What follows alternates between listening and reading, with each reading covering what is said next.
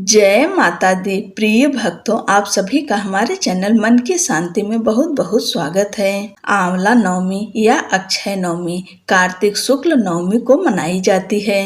भगवान विष्णु आंवले के वृक्ष में निवास करते हैं। इस दिन वृक्ष की पूजा 1000 यज्ञों के समान फल देती है। भक्त आरोग्य, संतान, सौभाग्य और दीर्घायु पाते हैं। लक्ष्मी जी की कथा बताती है कि इस पूजा से दरिद्रता दूर होती है और मोक्ष मिलता है।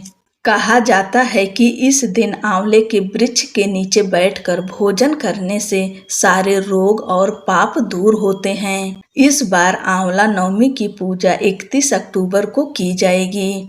आंवले के पेड़ की पूजा करने का शुभ समय है 31 अक्टूबर को सुबह 6:32 से लेकर सुबह 10:03 तक। इस शुभ समय में आप आंवले के वृक्ष की पूजा करें और पूजा करते समय आंवले की कथा जरूर पढ़ने या सुननी चाहिए। चलिए आप सब इस कथा को सुनिए। बिना कथा सुने यह व्रत पूर्ण नहीं माना जाता है। कथा सुनने मात्र से ही अच्छे पुण्य की प्राप्ति होती है। इसलिए आज के दिन आप सब भगवान विष्णु और लक्ष्मी माता को प्रसन्न करने के लिए आंवला नवमी की कथा को सुने। एक समय की बात है, माता लक्ष्मी पृथ्वी पर भ्रमण के लिए निकली।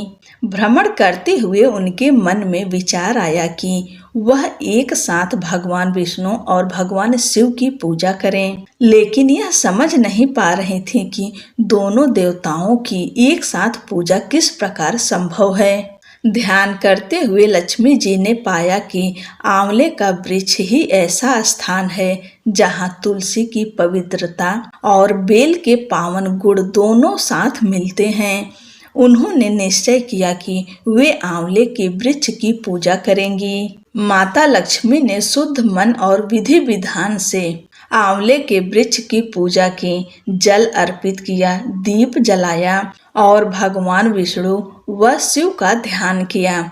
पूजा से प्रसन्न होकर भगवान विष्णु और शिव जी दोनों स्वयं प्रकट हुए और देवी लक्ष्मी को आशीर्वाद दिया कि जो भी श्रद्धा और भक्ति से आंवले के वृक्ष की पूजा करेगा उसके जीवन में कभी दरिद्रता नहीं आएगी और उसे मोक्ष की प्राप्ति होगी। इसके बाद माता लक्ष्मी ने आंवले के वृक्ष के नीचे भोजन तैयार किया और उसी स्थान पर भगवान विष्णु और भगवान शिव को भोजन अर्पित की। दोनों देवताओं ने प्रसन्न होकर वह प्रसाद स्वीकार किया। तत्पश्चात माता लक्ष्मी ने भी वही भोजन प्रसाद रूप में ग्रहण किया। उसी दिन से कार्तिक शुक्ल नवमी के अवसर पर आंवला नवमी व्रत और पूजा की परंपरा प्रारंभ हुई। माता लक्ष्मी से यही प्रार्थना करते हैं कि जो कोई इस कथा को सुन रहा है उसके ऊपर अपनी कृपा, अपना आशीर्वाद सदैव बनाए रखें। बोलो लक्ष्मी माता की जय। एक राजा था, उसका प्रण था वह रोज 1.25 मन आंवले दान करके ही खाना खाता था। इससे उसका नाम आंवलया राजा पड़ गया। एक दिन उसके बेटे बहू ने सोचा कि राजा इतने सारे आंवले रोजाना दान करते हैं, इस प्रकार तो एक दिन सारा खजाना खाली हो जाएगा। इसलिए बेटे ने राजा से कहा कि उसे इस तरह दान करना बंद कर देना चाहिए। बेटे की बात सुनकर राजा को बहुत दुख हुआ और राजा रानी महल छोड़कर जंगल में जाकर बैठ गए। राजा रानी आंवला दान नहीं कर पाए और प्रण के कारण कुछ खाया नहीं। जब भूखे प्यासे 7 दिन हो गए तब भगवान ने सोचा कि यदि मैंने इसका प्रण नहीं रखा और इसका सत नहीं रखा तो विश्वास चला जाएगा। इसलिए भगवान ने जंगल में ही महल, राज्य और बाग बगीचे सब बना दिए और ढेरों आंवले के पेड़ लगा दिए। सुबह राजा रानी उठे तो देखा कि जंगल में उनके राज्य से भी दोगुना राज्य बसा हुआ है। राजा रानी से कहने लगे, रानी देख कहते हैं सत मत छोड़े, सुरमा सत छोड़या पत जाए। सत की छोड़ी लक्ष्मी फिर मिलेगी आए। आओ नहा धोकर आंवले दान करें और भोजन करें। राजा रानी ने आंवले दान करके खाना खाया और खुशी खुशी जंगल में रहने लगे। उधर आंवला देवता का अपमान करने व माता पिता से बुरा व्यवहार करने के कारण बहू बेटे के बुरे दिन आ गए। राज्य दुश्मनों ने छीन लिया, दाने दाने को मोहताज हो गए और काम ढूंढते हुए अपने पिताजी के राज्य में आ पहुँचे। उनके हालत इतने बिगड़े हुए थे कि पिता ने उन्हें बिना पहचाने हुए काम पर रख लिया।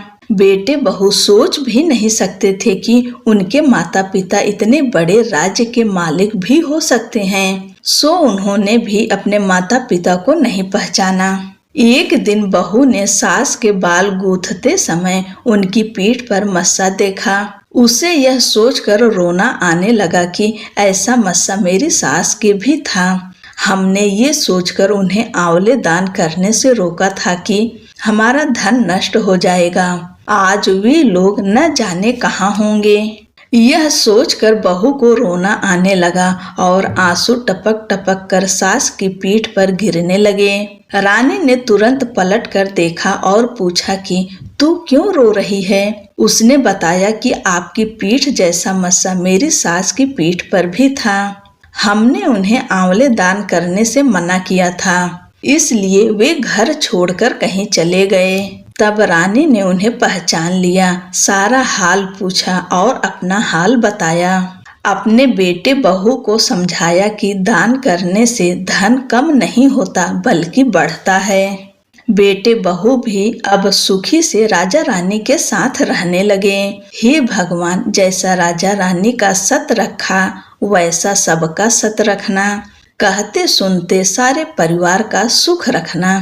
बोलो लक्ष्मी नारायण की जय।